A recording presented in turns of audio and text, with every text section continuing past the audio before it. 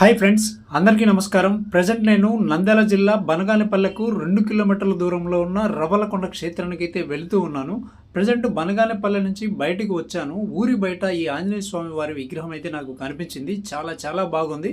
అలా స్వామివారిని దర్శించుకొని నేను ముందుకు వెళ్తూ ఉన్నాను. ఇక్కడ కనిపిస్తుంది కదా, ఈ 2 రోడ్లు, అటు వెహికల్ వస్తుంది, ఇది ఒక రోడ్డు. ఈ 2 రోడ్లలో మనం ముందుకు వెళ్తే యాగంటికి వెళ్ళే దారికి కలుసుకోవచ్చు. ఇక్కడ ఎదురుగా ఉన్న దారిలో మనం ముందుకు వెళ్తే రవ్వలకొండ క్షేత్రానికి వెళ్ళవచ్చు. ఇక్కడ ఒక బ్రిడ్జ్ కూడా ఉంది. ఈ బ్రిడ్జ్ కింద వాటర్ కూడా ఫ్లో అవుతుంది. మేబీ పంట కాలువ అనుకుంటా.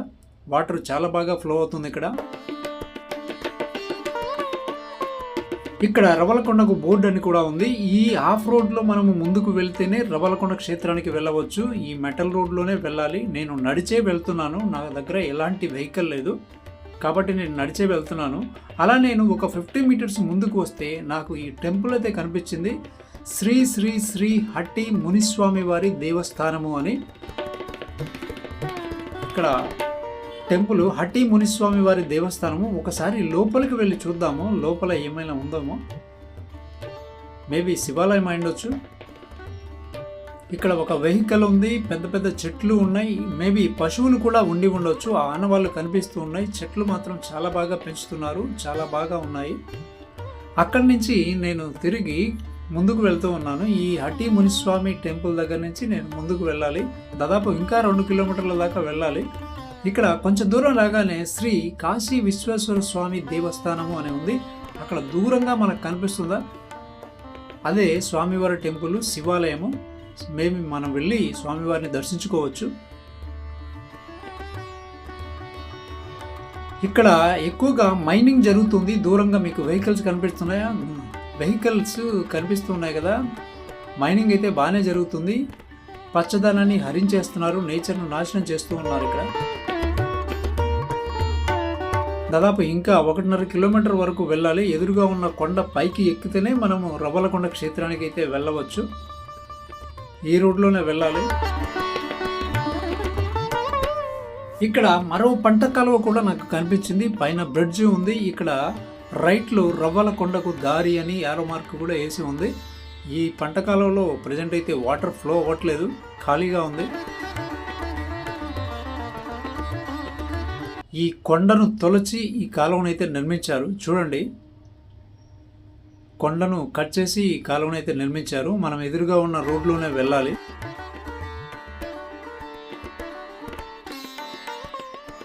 స్వామివారు శ్రీ మధ్విరాట్ పోతులూరి వీరబ్రహ్మేంద్ర స్వామివారు తాను రాసిన జగత్ప్రసిద్ధ భవిష్యత్తు గ్రంథమైన కాలజ్ఞానం యొక్క పుట్టినిల్లు ఈ రవ్వలకొండ.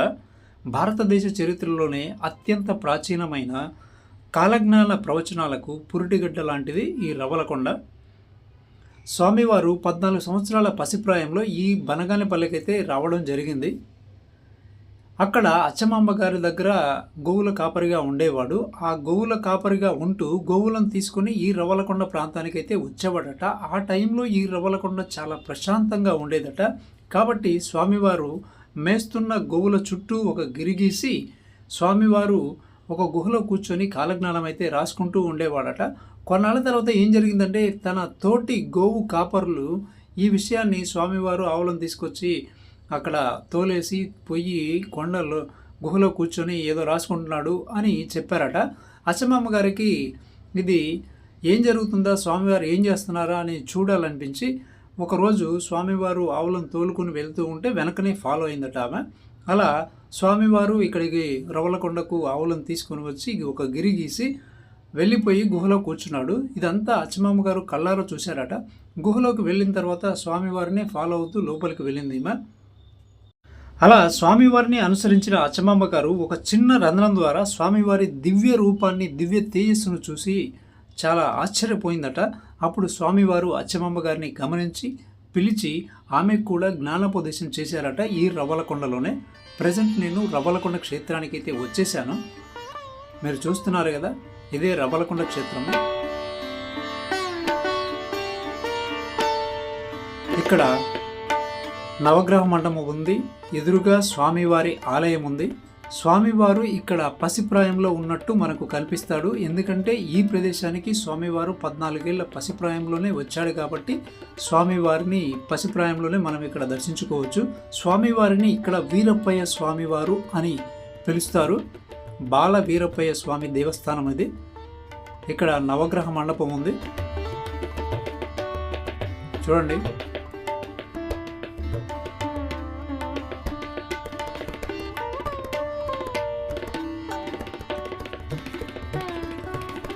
ఈ రవ్వలకొండకు ఈ పేరు ఎలా వచ్చిందంటే బ్రిటిష్ కాలంలో ఇక్కడ రవ్వలను కడిగేవారట.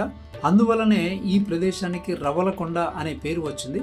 ఇక్కడ మరో టెంపుల్ కూడా ఉంది రైట్ సైడ్లో. ఇక్కడ స్వామివారి విగ్రహం ఉంది. ఎదురుగా మనకు ఒక మర్రి చెట్టు కనిపిస్తుందా? చాలా పెద్ద మర్రి చెట్టు. దానికి ముడుపులు కూడా కట్టి ఉన్నారు. గమనించారా? ఎన్నో వందల ముడుపులు ఇక్కడ ఉన్నాయి. సంతానం లేనివారు మరియు ఇతరత్ర ఇంకేమైనా కోరికలు ఉన్నవారు వచ్చి స్వామివారిని ఇక్కడ మనసులో అనుకొని ఈ ముడుపు కట్టయితే వెళ్తారట. దీన్ని సంతాన వృక్షము అని కూడా పిలుస్తారట. చూడండి, మర్రి వృక్షము దాదాపు 400 సంవత్సరాల నాటి మర్రి వృక్షమట. నేను మళ్ళీ వెనక్కి వచ్చి స్వామివారి ఆలయాన్ని దర్శించుకుందామని వెనక్కి వచ్చాను. చూడండి, స్వామివారి ఆలయంలోకి వెళ్దాం. ఇక్కడ స్వామివారిని వీరప్పయ్య స్వాముల వారు అని పిలుస్తారు. ఎందుకు అలా పిలుస్తారంటే అచ్చమాంబ గారు స్వామివారిని వీరప్పయ్య అని పిలిచేదట. అందుకే స్వామివారిని వీరప్పయ్య స్వాముల వారు అని పిలుస్తారు. శ్రీ శ్రీ శ్రీ వీరప్పయ్య స్వామివారి దేవస్థానము. చూడండి, ఇక్కడి నుంచి స్వామివారి ఆలయం నుంచి బయటకు వచ్చాను. ఇక్కడ మరో మర్రి వృక్షం ఉంది, చాలా పెద్ద వృక్షము. ఇక్కడికి వెళ్తే మనకు ఎదురుగా ఒక బావి ఉంది. దిగుడు బావి అంటారు. మెట్ల ద్వారా దిగి నీళ్లు తెచ్చుకునే బావి ఇది. మెట్లు కూడా కనిపిస్తున్నాయి చూడండి. ప్రజెంట్ అయితే వాటర్ లేవు. ఇది ఒకప్పుడు త్రాగునీటి కోసం ఈ బావిని ఉపయోగించేవారట. ప్రజెంట్ అయితే వాటర్ లేవు. ఇక్కడ స్వామివారి గోశాల, విరాట్ గోశాల అని ఒకటి ఉంది. ఆవులనైతే ఇక్కడ మేపుతూ ఉన్నారు. ఇక్కడ గో సంరక్షణ కోసం మనకు తోచినంత విరాళాలు ఇవ్వవచ్చు. ఇంతకు ముందు నేను మీకు ఈ మర్రి చెట్టు చూపించినప్పుడు ఈ బోర్డు చూపించడం మర్చిపోయాను. శ్రీ వీరప్పయ్య స్వామివారు ఈ మర్రి చెట్టు సమీపంలోనే ఆవుల మందను నిలిపి గీతని గీసి తన అవతార కార్యమైన కాలజ్ఞాన రచన చేయుటకు గుహలోనికి వెళ్ళేవారట. 16వ శతాబ్దం నాటి ఈ వట వృక్షము సంతాన వృక్షముగా విరాజిల్లుతున్నది అని ఇక్కడ బోర్డు ఉంది. చాలా బాగుంది వట వృక్షం. ఇక్కడ గుహకు వెళ్లే దారిలో కాలజ్ఞాన ప్రవచనాలకు సంబంధించి అక్కడక్కడ ఇలాంటి బోర్డులు అయితే మనకు కనిపిస్తాయి. మంచి మాటలు. ఇలా మనం స్ట్రైట్గా వెళ్తే గుహకు వెళ్ళే దారి వస్తుంది. చూడండి, ఇక్కడ వెల్కమ్ బోర్డు కూడా ఉంది. ఇందులోంచి మనం వెళ్ళాలి. ఇక్కడ మనకు టికెట్ కౌంటర్ ఉంటుంది. ఈ టికెట్ కౌంటర్లో మనం టోకెన్ తీసుకోవాల్సిందే కంపల్సరీ. ఎవ్రీ మెంబర్ అయితే ఈచ్ మెంబర్కి 10 రూపాయలు ఇక్కడ వసూలు చేస్తారు. టోకెన్ తీసుకొని లోపలికి వెళ్ళాలి.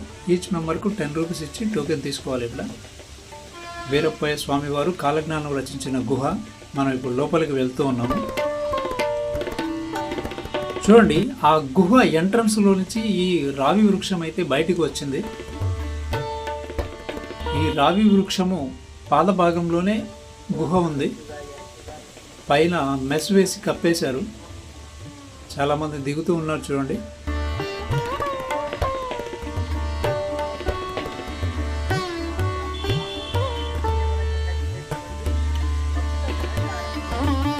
ఇక్కడ నుంచి లెఫ్ట్లో కనిపిస్తుందా? ఈ ఎంట్రన్స్లోనే మనం లోపలికి వెళ్ళాలి. ఈ మెట్ల ద్వారా దిగి లోపలికి వెళ్ళాలి.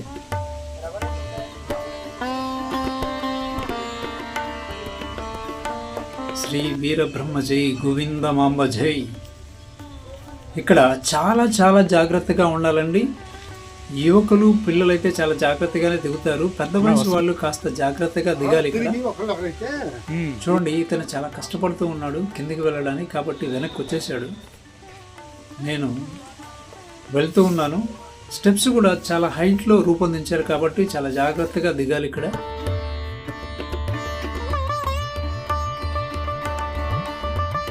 స్టెప్స్ దిగింది ఒక ఎత్తు అయితే, ఇక్కడ మనకు కనిపించే ఈ ఎంట్రన్స్ ఉంది కదా, ఇక్కడ మాత్రం కంపల్సరీ హాఫ్ బెండ్ అయ్యి వెళ్ళాలి. చూస్తున్నారుగా, అలా బెండ్ అయ్యి లోపలికి వచ్చిన తర్వాత ఇక్కడ మనకు కనిపిస్తున్నది అక్కడక్కడ లైటింగ్ అయితే పునరుద్ధరించారు. మనము ఎడం వైపు వెళ్ళాలి. ఈ గుహలో ఏముందా అని కొంచెం దూరం వెళ్ళాను. నాకైతే ఏమీ కనిపించలేదు, చీకటి కనిపించింది. మళ్ళీ వెనక్కి వచ్చి రైట్ సైడ్ ఉన్న గుహలో వెళ్తున్నాను. చూడండి, ఈ గుహలోనే మనం ముందుకు వెళ్ళాలి. దాదాపు 400 సంవత్సరాల క్రితం స్వామివారు ఈ గుహలోనే కూర్చొని కాలజ్ఞాన రచన అయితే చేశారు.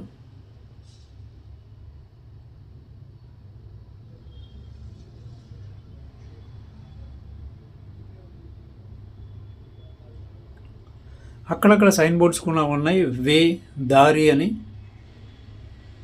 ఇక్కడ లెఫ్ట్లో ఒక పేరైతే ఉంది, మహానందికి దారి అని ఉంది. మహానంది దాదాపు ఈ రవలకొండ క్షేత్రాల నుంచి 60 కిలోమీటర్ల దూరంలో ఉంటుంది.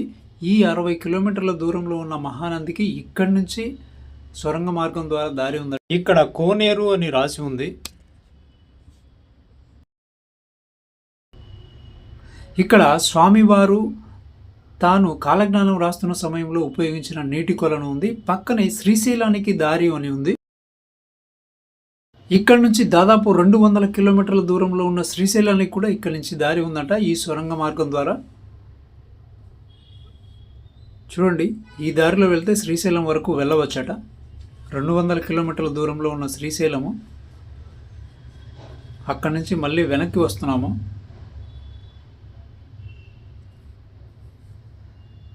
ఇక్కడ లెఫ్ట్లో స్వామివారు కాలజ్ఞానం రాసిన ప్రదేశాన్ని మనం చూడవచ్చు. రైట్లో యాగంటికి దారి అని ఉంది. యాగంటి ఇక్కడి నుంచి దాదాపు 14 కిలోమీటర్ల దూరంలో ఉంటుంది. అంతేకాకుండా ఈ బోర్డులో ఈ విధంగా ఈ గుహ నుంచి లోపలికి వెళ్తే 14 క్షేత్రాలకు కూడా దారి ఉందట.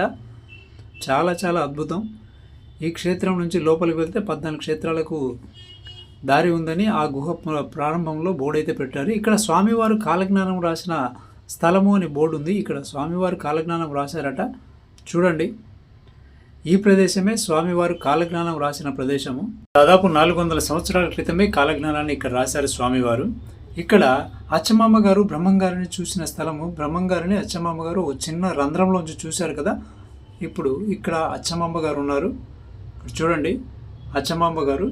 ఈ అచ్చమాంబ గారు బ్రహ్మంగారు కాలజ్ఞానం రాస్తూ ఉండగా ఈ ఎదురుగా కనిపిస్తున్న ఈ రంధ్రంలోంచే చూశారట. సో ఇక్కడ అచ్చమాంబ గారి విగ్రహాన్ని ఉంచారు. ఇక్కడ మనకు స్వయంభూగా వెలిసిన గణపతి అని ఉంది. ఇక్కడ విఘ్నేశ్వరుడు స్వయంభూగా వెలిశారట. ఇక్కడి నుంచి మనము వెనక్కి వెళ్దాం.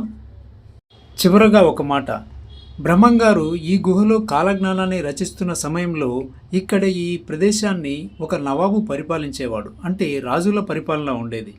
ఎంతోమంది రాజులు ఈ రవలకొండ, బనగానపల్లె ప్రదేశాల్లో యుద్ధాలు కూడా చేశారు. రాజ్యాలు కూడా నాశనమయ్యాయి.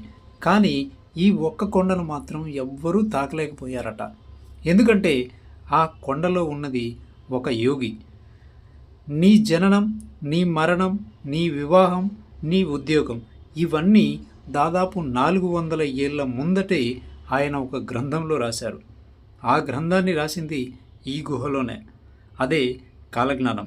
ఆయన చనిపోలేదు. ఆయన ఈ కొండ రూపంలో ఇప్పటికీ బ్రతికే ఉన్నారు. ఆయన పేరు చెబితే మన కష్టాలన్నీ దూరం అవుతాయి. ప్రపంచం మొత్తం ఒకవైపున్న ఈ ఒక్క గుహ మరోవైపు ఉంటుంది. ఎందుకంటే ఈ గుహలో నుండి ఒక మాట వస్తే ప్రపంచ చరిత్రే మారిపోతుంది. అదే ఈ రవలకొండ మహత్యం. ఆయనే శ్రీ మధ్విరాట్ పోతులూరి వీరబ్రహ్మేంద్ర స్వాముల వారు. గుహలో నుంచి ఎగ్జిట్ తీసుకుని బయటికి వచ్చిన తర్వాత ఇక్కడ ఈ రైట్ సైడ్లో స్వామివారికి నూతనంగా నిర్మించిన ఆలయం అయితే ఒకటి కనిపించింది. లోపలికి వెళ్ళి చూద్దాం. దాదాపు 2 సంవత్సరాల క్రితం నేను ఇక్కడికి వచ్చాను. అప్పుడు ఈ ఆలయము నిర్మాణ దశలోనే ఉన్నది. ఇప్పుడు పూర్తి అయిపోయింది.